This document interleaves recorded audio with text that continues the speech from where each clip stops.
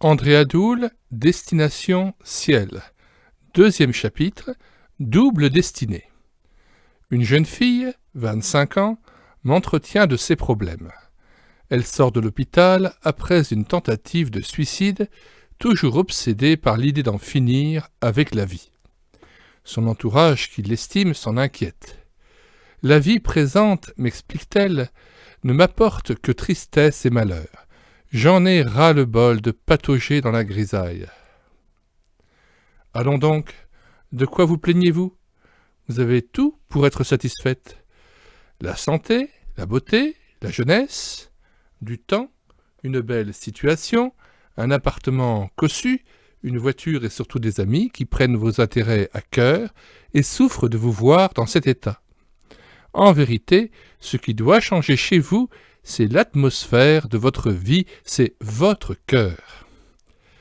Mais ma vie n'a aucun sens, c'est du vide, du rien du tout. Évidemment, parce que Dieu n'y tient aucune place.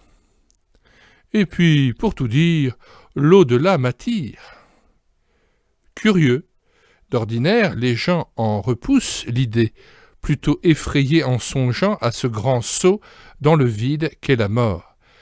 Vraiment, je ne comprends pas.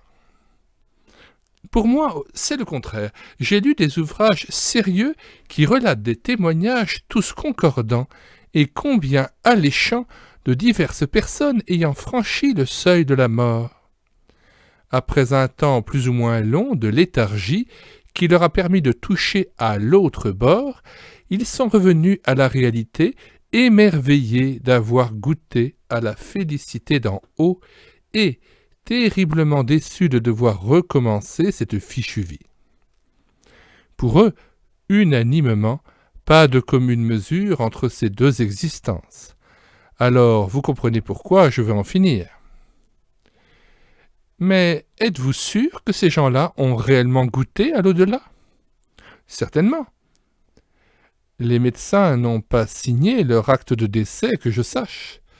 Le coma le plus long n'est pas la mort, et les témoignages de vos pseudo-ressuscités sont sans valeur. Ils vous égarent tout simplement.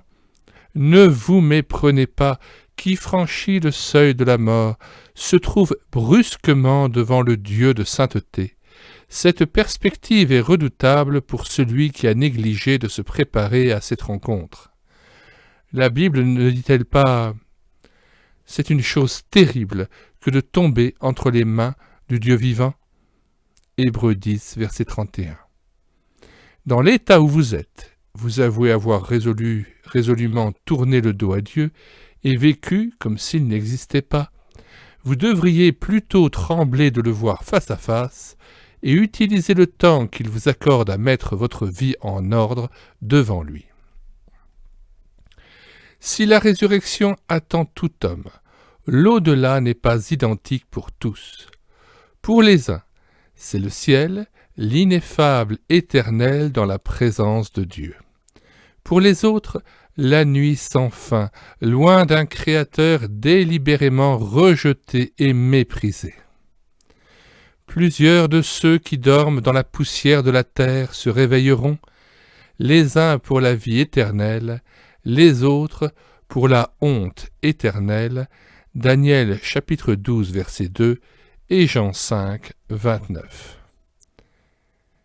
Hélas, que de braves gens vivent dans une dangereuse insouciance, sans se préoccuper de savoir s'ils se rapprochent du ciel ou de l'enfer. Récemment, chacun pouvait lire dans un quotidien du matin « Pourquoi la mort vous ferait-elle peur ? Elle fait partie de la loi naturelle. Puisque vous avez été sans problème pour votre naissance, soyez donc pareillement sans problème pour votre mort. Si réveil il y a après la mort, faites donc confiance à la nature. Il sera pareil au réveil du matin après une nuit bienfaisante. » Parler ainsi, n'est-ce pas rassurer à bon marché les lecteurs et traiter de ce grave problème avec une rare légèreté ? Oui, il y a un réveil après la mort, mais sait-on de quoi il sera fait ? Voici un fait. Je me hâte vers la gare de Paris-Lyon pour rentrer à la maison. Mon temps est passablement minuté. Nerveux, je me faufile entre les taxis et les voyageurs encombrés de valises et arrive essoufflé sous la vaste marquise animée comme en un jour de fête. À mon grand soulagement, j'aperçois mon train au quai numéro 3, prêt à partir. Sans m'informer davantage, je grimpe dans le dernier wagon. Il était temps, car les portes claquent derrière moi. L'inquiétude me saisit 5 minutes plus tard, lorsque le convoi ralentit et s'arrête dans une gare qu'il brûle d'ordinaire. Mais au fait, suis-je dans le bon train ?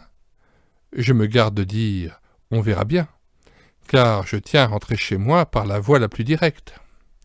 J'interroge les autres voyageurs du compartiment, mais leurs réponses évasives, pour ne pas dire contradictoires, sont loin de me rassurer.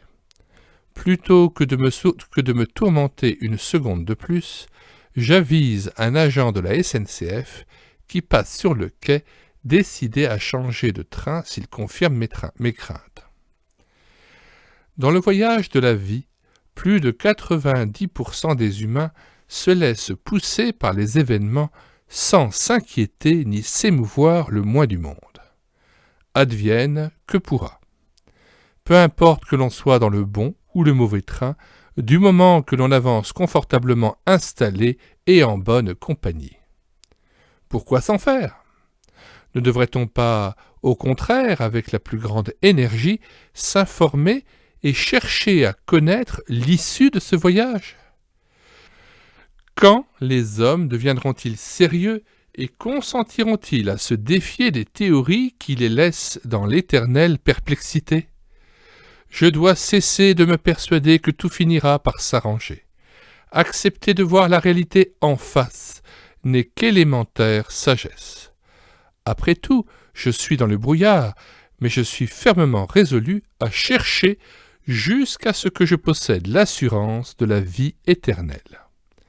La chose est possible puisque l'apôtre Saint Jean déclare à ses lecteurs dans la Bible « Je vous écris ces choses afin que vous sachiez que vous avez la vie éternelle, vous qui croyez au nom du Fils de Dieu. » 1 Jean 5, verset 13. Établissez vos convictions en frappant à la bonne porte. Défiez-vous de ceux qui n'en savent pas plus long que vous et adressez-vous à Dieu lui-même en consultant la Bible. Le guide infaillible inspiré d'en haut. Elle précise entre autres que l'homme, tout homme, est installé dans le mauvais convoi, destination enfer. Qui veut s'y rendre n'a qu'à se laisser vivre, c'est facile. Or, il m'appartient de changer de direction en me tournant résolument vers le Dieu Sauveur, afin de vivre en existence nouvelle. Ce demi-tour se nomme conversion. Non qu'il s'agisse d'adhérer à une autre religion, mais plutôt de reconnaître et d'accueillir le Christ, l'envoyé de Dieu, qui viendra faire sa demeure en moi et rétablir l'harmonie avec lui. Après tout, ma destinée est entre mes mains, car je suis en mesure de changer de route, non de destination. Alors, pas de négligence.